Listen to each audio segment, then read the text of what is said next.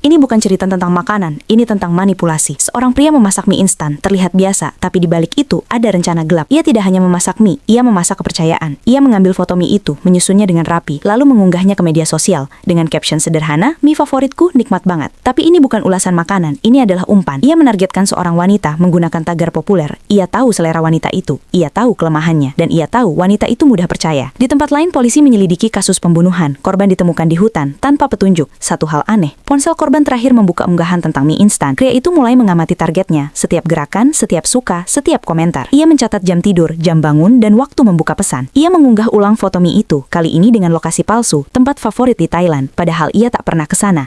Ini jebakan psikologis. Ia ingin terlihat dekat padahal jauh. Wanita itu mulai tertarik. Ia mengirim pesan, menyatakan kesamaan. Pria itu tersenyum. Ia tahu jaringnya mulai menutup. Ia membalas pesan dengan detail yang sengaja dipilih. Tentang bus malam, tentang kebiasaan. Wanita itu sering naik bus. Ini bukan kebetulan, ini hasil pengamatan. Wanita itu mulai nyaman. Ia mengirim foto dirinya sedang makan di bus. Pria itu menyimpannya dalam folder tersembunyi dengan label target. Ia memanfaatkan fitur lokasi. Ia tahu posisi wanita itu. Ia tahu kapan turun dari bus. Ini bukan cinta, ini perburuan digital. Ia menawarkan bantuan, mengaku berada di dekat. Wanita itu ragu, tapi merasa aman karena merasa punya banyak kesamaan, padahal semuanya palsu. Ia meminta nomor telepon. Ia mulai merekam percakapan, menyimpan takapan layar, membuat catatan tentang perilaku. Ini awal kendali. Ia memasang aplikasi pelacak. Tanpa sepengetahuan korban, ia tahu kapan wanita itu tidur, bangun, bahkan menangis. Ini bukan kepedulian, ini kekuasaan. Pesan mulai berubah menjadi ancaman halus, dibungkus perhatian. Jangan lupa makan, aku khawatir. Wanita itu merasa diperhatikan, padahal ini tanda pengendalian. Wanita itu mulai tidak nyaman. Ia mencoba menjauh. Pria itu tidak memberi ruang. Pesan terus berdatangan, kenangan palsu diciptakan.